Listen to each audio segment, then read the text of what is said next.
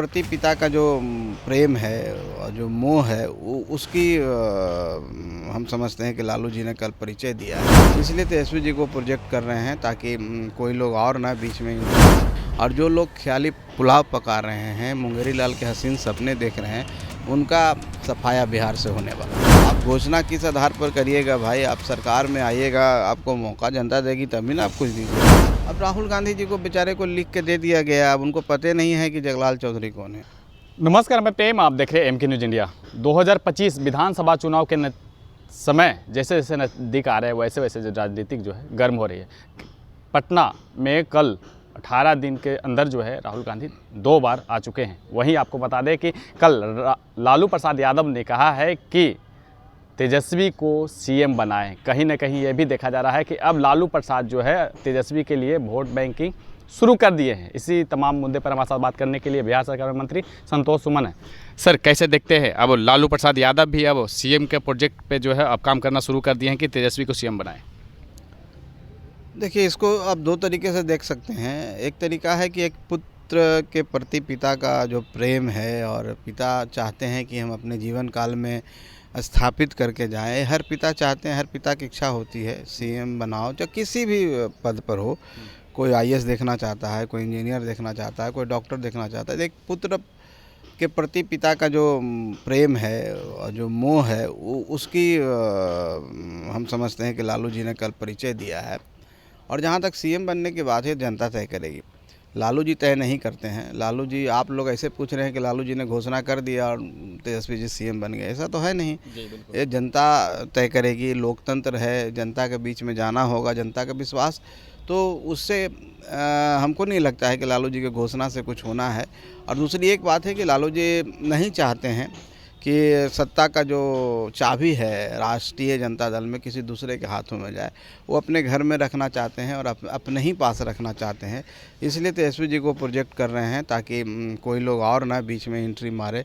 कि सिर्फ कहते हैं कि हम दलित के प्रति प्रेम है, पिछड़ों के प्रति प्रेम है, अति पिछड़ों के प्रति प्रेम है, अल्पसंख्यकों के प्रति प्रेम है, तो वो किसी दूसरे को नहीं देना चाहते हैं, सिर्फ अपने परिवार के बीच में रखना चाहते हैं। तो ये 2 बातें हैं। और हम समझते हैं कि बिहार में, जहाँ तक बिहार की बात आप कहते हैं, तो यहाँ पर एनडीए की सरकार है, डबल इंजन की सरकार है।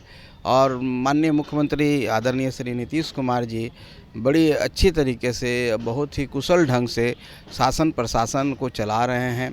देश राज्य की जनता उनसे खुश है, राज्य में विकास हो रहा है। और 19 सालों से जो व्यक्ति के ऊपर कोई आरोप नहीं है, सब तरह के काम कर रहे हैं। हम समझते हैं जनता हम लोग पर विश्वास कर रही है। और ये विश्वास का कारण ही है कि हम इस कारण से कह सकते हैं कि आने वाला चुनाव जो 25 का चुनाव, उसमें हम 225 सीटों से ज़्यादा जीतेंगे।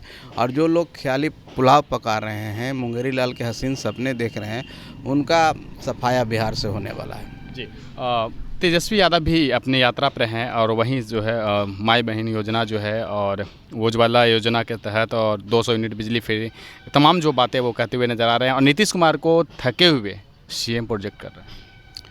ये तो चुनाव में पता चल जाएगा उनको कौन थका हुआ है। थके हुए तो खुद हैं और फ्रस्ट्रेटेड भी हैं। फ्रस्ट्रेटेड इस बात की हैं कि घोषणाएं कर रहे हैं। आप घोषणा किस आधार पर करिएगा भाई, आप सरकार में आइएगा, आपको मौका जनता देगी तभी ना आप कुछ दीजिएगा। जब जनता एनडीए के प्रति आशान्वित है, एनडीए के पर विश्वास करती है और हम लोग को आशीर्वाद दे रही है, तो उनके आने का सवाल क्या है। ना नौ मन तेल होगा, ना राधा नाचेगी वाला बात है। ना वो सत्ता में आएंगे, ना वो कहेंगे तो वचनम किन दरिद्रम। तो वचन से क्यों दरिद्र होंगे, बोलने दीजिए जितना बोल सकते हैं। उनको लगता है कि इतना बोल दें और बाद में कहें कि आप तुमको मौके नहीं दिए इसलिए नहीं बनाए। इसलिए ये दिशाहीन राजनीति है और जनता को भटकाने की राजनीति है। तो इस तरह की राजनीति जनता समझती है। घूमने दीजिए, घूमने से कुछ सीखेंगे ही। घर पर बैठे रहते थे, बाहर में विदेशों का सैर करते थे, तो अब धूप में घूम रहे हैं तो कुछ परिपक्वता आएगी। और परिपक्वता उनको आने वाला समय में, अभी समय है, अभी युवा हैं और अभी हमको लगता है 25-30 साल की राजनीति है। तो 20 साल 15 साल के बाद कहीं जनता का आशीर्वाद मिल जाए। लेकिन अभी कोई स्कोप हमको निकट भविष्य में नज़र नहीं आता है। तो लेकिन मेहनत करने में हार नहीं माननी चाहिए। तेजस्वी जी को मेरी यही सलाह है, मेहनत करते रहिए एक समय आएगा जब आप पूरे परिपक्व हो जाएंगे तो जनता पर विचार कर सकती है। एक खुला मैदान है, इसको कोई रोक नहीं सकता।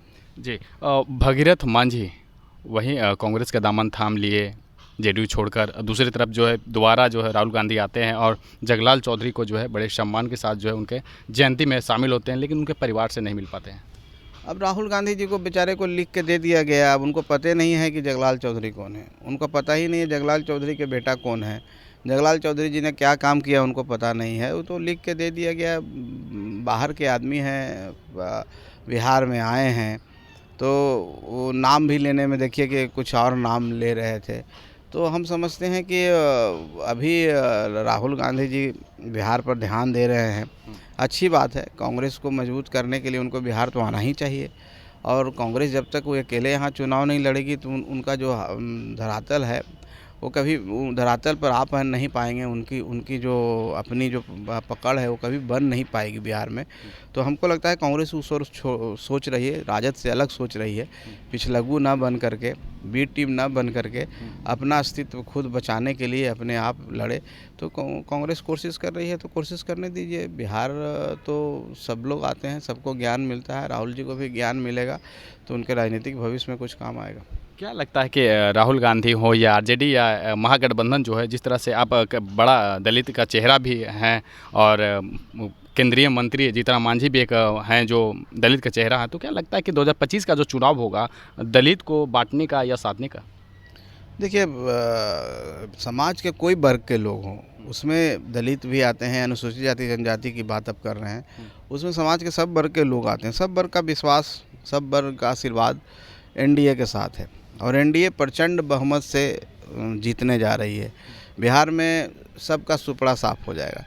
तो हमको नहीं लगता है कि कहीं पर हम लोग को परेशानी है। हम लोग इस मुद्दे की बात जो कर रहे हैं, हम इस बूते की बात कर रहे हैं, उसका कारण है कि हम लोग का विश्वास है जनता का। आप देखिए, माननीय मुख्यमंत्री जी प्रगति यात्रा में घूम रहे हैं और बिहार के इतिहास में पहली बार है कि कोई मुख्यमंत्री घूमते हैं और 5 दिन के बाद कैबिनेट होता है, 10 दिन के बाद और सारी घोषणाओं को धरातल पर लागू कर दिया जाता है। कितने आप भी देखे होंगे कि पिछले ही कैबिनेट में 20,000 करोड़ की योजना, अभी तक जितना प्रगति यात्रा है करीब 20,000 करोड़ से ज़्यादा की योजनाओं का प्रशासनिक मिला, उसको सहमति मिला, जो भी कहें। तो हम समझते हैं कि ये अपने आप में ऐतिहासिक है और अभी और यात्रा भी चालू है। तो हम सब बिहार के लिए तो बहुत बड़ी बात है। माननीय मुख्यमंत्री जी खुद जा रहे हैं, वहाँ पर स्थल पर जा कर के देखते हैं, वहाँ के लोगों से रूबरू होते हैं, उनकी समस्याओं को जानते हैं, उसके बाद उसको योजनाओं को पास करते हैं। तो इतने काम करने के बाद क्या जनता किसी दूसरे के साथ रहेगी? हमें नहीं लगता है। सब को मेहनत करने दीजिए, लेकिन हम लोग एनडीए सब मिल कर के हर स्तर पर, पार्टी के स्तर पर हम लोग सब एकजुट हैं। धरातल पर हम लोग काम कर रहे हैं, हम लोग बूथ स्तर पर काम कर रहे हैं, हमारे प्रदेश अध्यक्ष हर जिलों में जाके सम्मेलन कर रहे हैं। तो सरकार के स्तर हो, चाहे पार्टी का स्तर हो, संगठन का स्तर हो, सब जगह समन्वय है और जनता भी हम लोग के साथ जुड़ रही है। कार्यकर्ता तो अब जुड़ रहे ही हैं, एक साथ होकर काम कर ही रहे हैं, जनता भी जुड़ रही है। तो ये विश्वास के इसी कारण से हम कह सकते हैं कि आने वाला समय में प्रचंड बहुमत से हम लोग जीतने जा रहे हैं। धन्यवाद। तो इसी तरह के तमाम सवालों को इन्होंने जवाब दिए और क्या कुछ कह रहे थे आपने सुना। इस तरह के तमाम खबरों के लिए बने रहें, देखते रहें एमपी इंडिया। धन्यवाद।